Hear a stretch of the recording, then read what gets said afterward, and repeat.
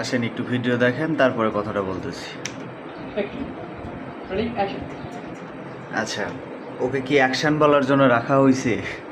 ওকে কিন্তু অ্যাকশন বলার জন্য রাখা হয় নাই। এখানে আরেকজন ডিরেক্টর পিছনে আছেই।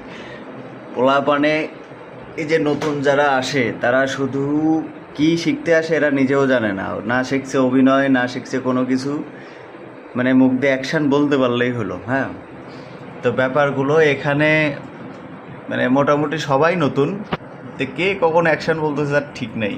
এখানে ডিরেক্টর ওখানে উপস্থিত,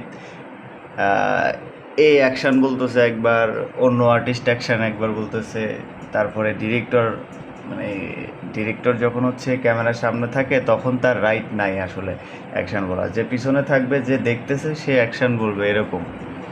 আর এখানে হচ্ছে হযবরল সব কিছু। তো ভাই যারাই অভিনয় করেন না কেন এগুলো একটু মাথায় রাখতে হবে, এত আনপ্রফেশনাল হলে হয়? এই যে পোলাপানের বয়স ভাই কত, না জানতেছে অভিনয়, নিজের ডায়লগে ঠিক মতো দিতে পারতেছে না। হ্যাঁ, এই যে একটা প্রমাণ, ও অ্যাকশন বলার জন্য একবারে আহামরি ইয়ে হয়ে উঠছে আর কি।